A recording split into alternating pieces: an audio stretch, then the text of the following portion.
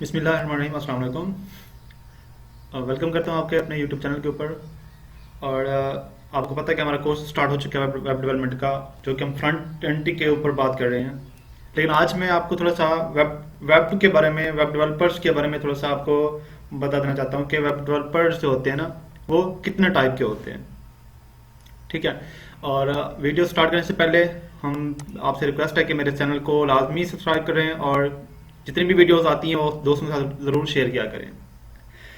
तो आज की इस वीडियो में जो है कि टाइप्स ऑफ वेब डेवलपर्स हम यहाँ पे डिस्कस करने वाले हैं।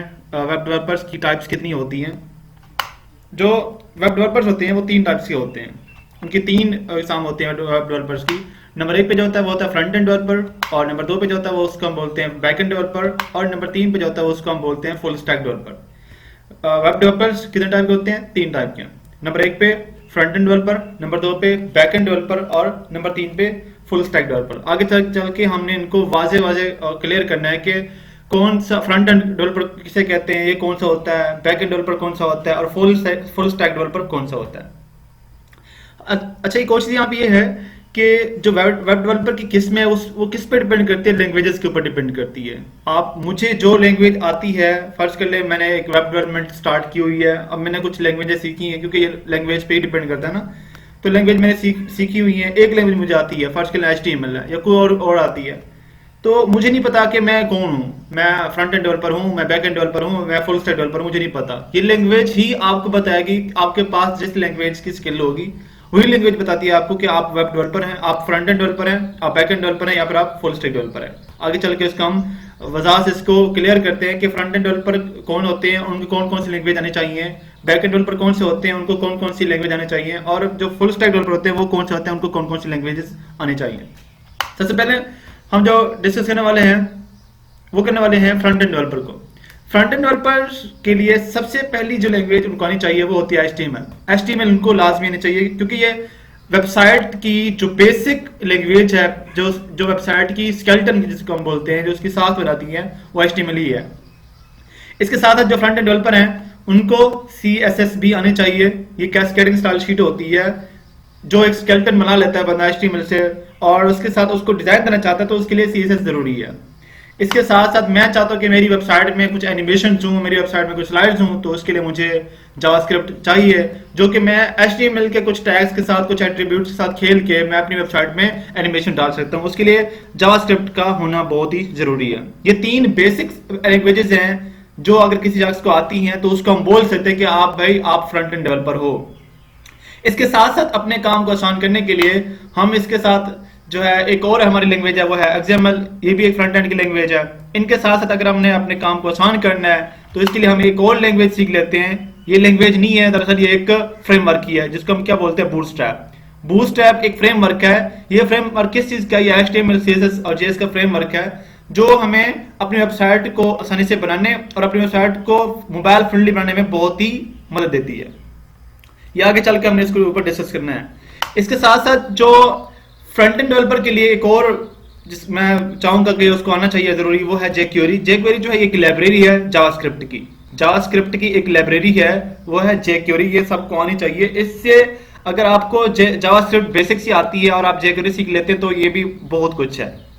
इसके साथ साथ एक और है AngularJS। ये एक JS का फ्रेमवर्क है। जो फ्रेमवर्क होते हैं वो उस लैंग्वेज से ही बने होते हैं, लेकिन काम आसान करने के लिए बहुत ही इनके बने बने क्लासेस होते हैं, जिनको हम यूज करके थोड़ा सा कोड लेके अपने बहुत सारे काम से ले सकते हैं। इस तरह AngularJS भी ये JS का फ्रेमवर्क है। अगर जावास्क्रिप्ट आपको मुकम्मल आप ठीक है, अगर जावास्क्रिप्ट सेट किया अगर आप AngularJS कर लेते हैं तो वो भी बहुत कुछ है। इसके साथ साथ जो है React.js है। React.js भी ये JS का एक फ्रेमवर्क है, ये भी फ्रंट एंड में आता है। और ये वो सारी लैंग्वेजेस हैं, ये वो सारे फ्रेमवर्क हैं, और जिसमें लाइब्रेरी भी शामिल हैं जो फ्रंट एंड डेवलपर के लिए जरूरी हैं। अगर मुझे या आपको ये सब कुछ आता है तो मैं अपने आप को कह सकता हूं कि मैं एक फ्रंट एंड डेवलपर हूं। मैं वेबसाइट की फ्रंट एंड डेवलप आसानी से कर सकता हूं। इसके साथ आगे हम चलते हैं, डिस्कस करते हैं बैक एंड डेवलपर के बारे में कि बैक एंड डेवलपर जो होते हैं उनके पास कौन कौन सी स्किल्स होते हैं और उनको हम कह सकते हैं कि वो भी बैक एंड डेवलपर्स हैं या नहीं है। सबसे पहले जो मैं लैंग्वेज रिकमेंड करूंगा वो है PHP। बहुत आसान सी लैंग्वेज है PHP की, ठीक है। ये खास तौर बनाई भी वेबसाइट के लिए ही गई है। तो ये पहली लैंग्वेज है जो बैकएंड के लिए जरूरी है। अगर आप बैकएंड के ऊपर वर्क करना चाहते हैं तो जस्ट ये एक लैंग्वेज सीख ले PHP और आप बैकएंड के लिए काम कर सकते हैं। इसके साथ साथ मैं एक और रिकमेंड करूंगा स्किल बैकएंड के लिए, वो है पाइथन। ठीक है, लाजमी नहीं कि आपने PHP सीख लिया आपने पाइथन भी सीख ली, लाजिम नहीं है, इनमें से कोई भी आपको एक चूज करनी है। ठीक है, पाइथन या PHP। इसके साथ हम पाइथन का और PHP के फ्रेमवर्क भी यूज कर सकते हैं, लाइक डिजेंगो, ये पाइथन का फ्रेमवर्क है और PHP का भी फ्रेमवर्क हम यूज कर सकते हैं। इस तरह एक और लैंग्वेज है जावा, जिसको हम बैकएंड के लिए यूज कर सकते हैं। ठीक है, जो आपको आसान लगती है आप वही चूज करेंगे, एक को चूज करेंगे, सारे की चूज नहीं करेंगे आप। ठीक है, जावा जो है, जावा को भी हम बैकएंड के लिए यूज कर सकते हैं और इसके लाइक जावा खुद तो नहीं होती, लेकिन जावा के जो फ्रेमवर्क हैं वो यूज होते हैं। लाइक CS 506 में जो हमारा सब्जेक्ट है उसमें हमने जावा पढ़ी, जावा के बाद हमने सर्वलेट के साथ खेला, इसके साथ एक और फ्रेमवर्क था उसका, उसके साथ भी हमने बैकएंड के लिए हमने काम किया था। इसके साथ साथ सी हैश को भी हम बैकएंड के लिए इस्तेमाल कर सकते हैं। सी हैश का एक फ्रेमवर्क है .NET, जिसको हम बैकएंड के लिए वेबसाइट उसे हम बना सकते हैं। इसके साथ साथ जो है JS, अभी हम बात करके आ चुके हैं फ्रंट एंड में, JS जो है ये जावास्क्रिप्ट का ही जावास्क्रिप्ट है और बैकएंड के लिए हम इसको हम कैसे यूज करेंगे। JS खुद तो यूज नहीं होगा, लेकिन JS का एक फ्रेमवर्क है जिसको हम बोलते हैं Node.js, जिसको हम बैकएंड के लिए यूज करते हैं, ये बहुत ही स्ट्रांग है।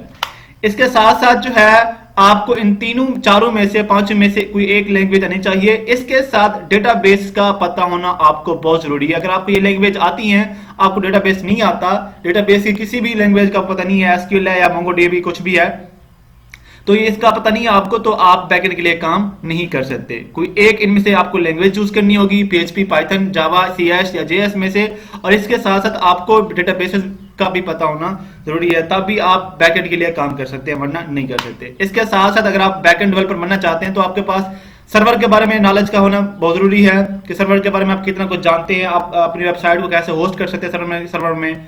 ठीक है, तो सर्वर का पता होना आपको जरूरी है, आपको इसके डोमेन का, आपको होस्टिंग का पता होना जरूरी है। ये था हमारा बैकएंड डेवलपर। अब हम चलते हैं, डिस्कस करते हैं फुल स्टैक डेवलपर्स कौन से होते हैं। हमने पहले डिस्कस किया किसको, फ्रंट एंड डेवलपर्स को, फिर हमने डिस्कस किया बैकएंड डेवलपर्स को। अब हम करने जा रहे हैं फुल स्टैक डेवलपर्स कौन से होते हैं। फुल स्टैक डेवलपर जो होते हैं, इनको पता होता है फ्रंट एंड का, ये खुद फ्रंट एंड डेवलपर होते हैं, साथ साथ ये क्या होते हैं, इसके साथ ही वो बैक एंड डेवलपर भी होते हैं। जो लैंग्वेज फ्रंट एंड में आती हैं और जो लैंग्वेज बैक एंड में आती है, दोनों लैंग्वेजेस, दोनों की तमाम लैंग्वेज इनको आती हैं। तो ये अगर मुझे या आपको फ्रंट एंड की लैंग्वेजेस भी आती हैं, फ्रंट एंड का पता है, आपको बैक एंड का पता है, तो आप अपने आप को कह सकते हैं कि आप एक फुल स्टैक डेवलपर्स हैं। कोई आपसे सवाल करता है राह चलते में, आपके फ्रेंड्स हाँ पूछते हैं आपको, आपके पास स्किल्स कौन सी हैं, आप क्या आपका प्रोफेशन कौन सा है, मैं कह सकता हूँ कि sir I am full stack web developer, कि मैं फुल स्टैक वेब डेवलपर हूँ, क्योंकि मुझे फ्रंट एंड का पता है, मुझे बैक एंड का पता है। अगर जस्ट मुझे फ्रंट एंड का पता होगा तो मैं कहूंगा मैं फ्रंट एंड डेवलपर हूं, अगर मुझे बैक एंड का पता होगा तो मैं कहूंगा बैक एंड डेवलपर। ये हमें लैंग्वेजेस पे डिपेंड करता है कि मुझे कौन कौन सी लैंग्वेजेस आती हैं, और उसी बारे में मैं कह सकता हूं कि मैं फ्रंट एंड का डेवलपर हूं या फिर बैक एंड का डेवलपर हूं। ठीक है, इसके बाद एक और मैंने आपके डाउट्स क्लियर करना है कि अगर आप एंड्रॉइड डेवलपर बनना चाहते हैं तो आपके पास कौन कौन सी स्किल्स होनी चाहिए। मेरी ख्वाहिश है कि मैं वेब डेवलपर बनूं, आपकी ख्वाहिश है कि आप एंड्रॉइड डेवलपर बनना चाहते हैं, तो इसके लिए मैं आपको बता दूं कि आप कौन कौन सी लैंग्वेज आपको आनी चाहिए ताकि आप एंड्रॉइड के लिए एप्लीकेशन डेवलप कर सकते हैं। तो एंड्रॉइड डेवलपर के लिए पहली चीज बेसिक जो है जावा आपको अच्छे से आनी चाहिए। जावा के ऊपर ही तमाम एप्स बनती हैं जो मोबाइल में चलती हैं, जो स्मार्टफोन में चलती हैं। इसके साथ साथ C++ से भी आप बना सकते हैं। इसके साथ साथ एक नई लैंग्वेज आई है कोटलैन, जो कि जावा के साथ आई है, जावा के लिए बनाई गई है, कि जावा के अल्टरनेटिव बनाई गई है कोटलैन को यूज करते हुए आप मोबाइल एप्लीकेशन बना सकते हैं। इसके साथ साथ ये जावा C++ कोटलैन मोबाइल एप्लीकेशन बना सकते हैं, लेकिन इनको डिजाइन नहीं कर सकते। जस्ट ये आप यूज में लेकर इसको हम बैकएंड के लिए यूज करेंगे। तो एंड्रॉइड एप्स में फ्रंट एंड के लिए हम XML लैंग्वेज यूज करते हैं फॉर डिजाइन करने के लिए। अगर आप एंड्रॉइड डेवलपर बनना चाहते हैं तो आपको जावा आना चाहिए, आपको C++ आना चाहिए, आपको कोटलैन, इन तीनों में से कोई एक आनी चाहिए, और साथ में आपको XML आनी चाहिए, तो आप एंड्रॉइड एप्लीकेशन आसानी से बना सकते हैं। ये था आज का हमारा टॉपिक, जिसमें हमने डिस्कस किया कि टाइप्स ऑफ वेब डेवलपर्स कितने टाइप्स के होते हैं। वो हमने पढ़ा 3 टाइप के होते हैं, front end, back and and full stack. I hope आपको यह समझ आ गया होगा।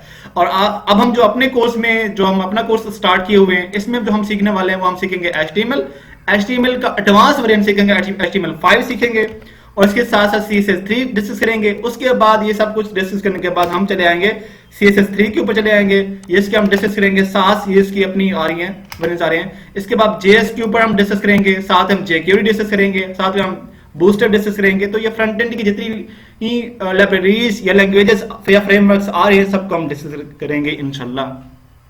ये था आज का मेरा टॉपिक। और आपको अगर ये वीडियो अच्छी लगी हो तो लाजमी इसको सब्सक्राइब कर दें मेरे चैनल को, और दोस्तों के साथ लाजमी शेयर करें, उनके साथ जिनका इस बार अपना प्रोजेक्ट है, क्योंकि मैं इस बार फुल कोशिश में हूं कि जिनका इस बार प्रोजेक्ट है वो उनको वाइवा के लिए कोई टेंशन ना हो।